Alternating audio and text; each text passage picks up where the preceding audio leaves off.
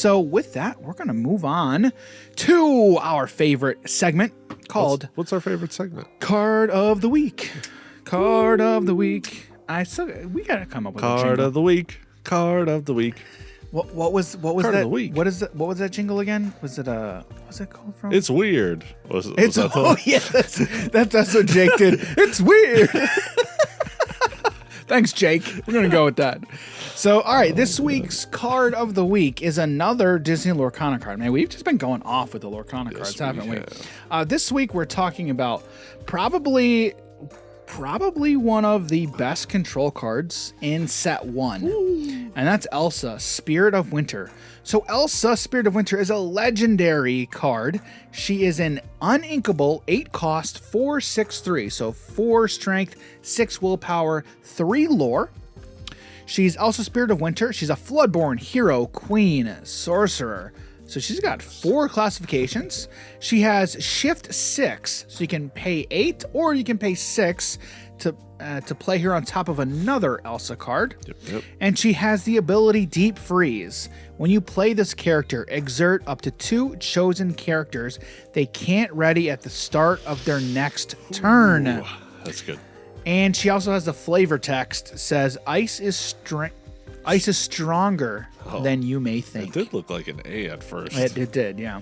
It's stranger than you think. It could go either way. So, Jim, what do you think of Elsa, Spirit of Winter? Beautiful card, Dan. I love almost every single Elsa card in the set. Oh, we won't talk about the one that you don't like because I probably agree with you. Okay. Anywho, yeah, dude, like this card is amazing. Decent body on it, and then the 3 lore, that's gonna end the game quick. Yeah. But that's not why you're playing her, though. I don't think. No, it's really not. No, like to be able to tap or exert up to 2 of them, to then be able to attack with your stuff, right? And then they still can't quest on the following turn if they're not dead. That's the thing. And like then you can attack again. There's so much you can do with this. That's the thing. Like you don't even have to attack into them this turn.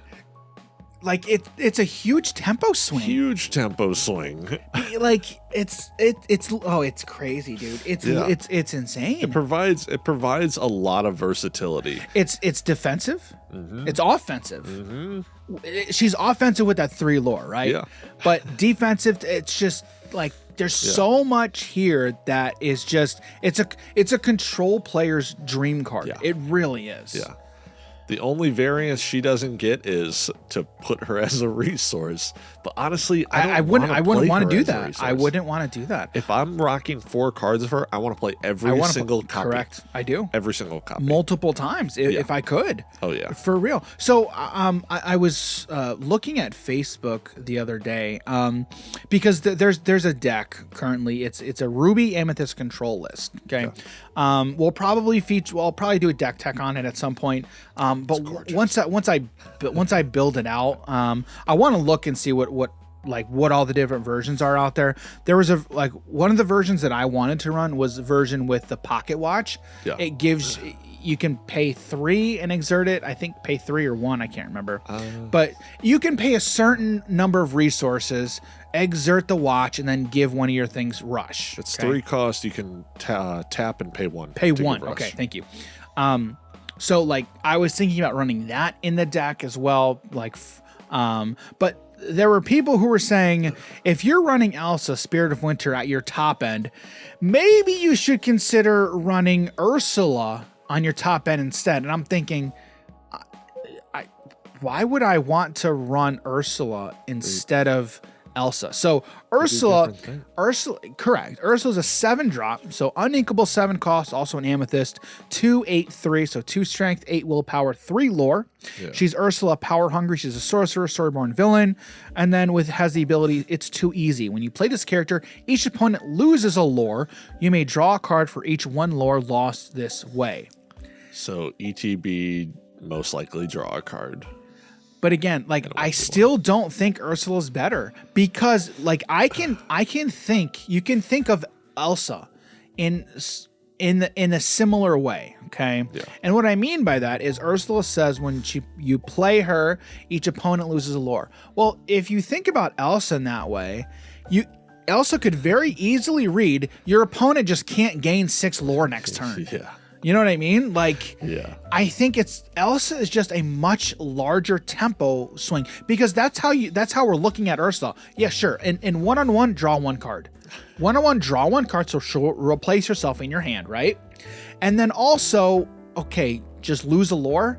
Mm-hmm. I don't think that's just not good enough. It's not good enough on your top end. Stop them from potentially winning the game next turn. I mean, sure, if they're 1 lore off, it's like, yeah, all right, yeah, sure, they didn't win the game. But if we're talking, we're at the point of turn 8, even further beyond, that 1 lore isn't really going to matter. Correct. I agree. And the draw 1 card after just playing it for 7 cost, you're not going to have a lot more resources to just be playing whatever it is that you draw into. Right. Potentially. Yeah. So if you're running Amethyst Ruby Control, I mean, are you running Ursula or are you running Elsa? And I think you run Elsa. Yeah. I mean, do you run both? I don't know if you run both. I would see it. It depends on your deck. Like, it depends on what you're wanting to do with your deck. Yeah, because they both can end games, especially if you evolve the Elsa, shift the Elsa. Turn 6, turn 7, play an Ursula. Turn 8, play another Elsa. Like, you can have some really crazy turns, and then just like, oh, tap for 3, tap for 6, tap for 9, game's over. Right. So yeah, I can see it. Yeah, it depends on what you're wanting to with the deck. I just don't know that Ursula fits in Ruby Amethyst Control. Yeah. Would I rather play for the 7-drop Ursula or Dr. Facilier? I would rather play Facilier, probably. Get me back my cards. And again, just my play style. I mean, dude, there's so many decks that I just want to play Facilier. Yeah. Like, I want to do Dr. Facilier something. Dr. Facilier and something. Like, Dr. Facilier Agent Provocateur is probably one of my favorite cards from the set, in all honesty. Yeah, he's amazing. He has so much potential. So much potential. Plus, with his other 2 smaller versions, it's just so much potential. You know, it might be better than drawing a card, swinging in, getting your Elsa killed to then be able to play her again. Oh my goodness. Seriously, dude. Yeah, for real. Crazy.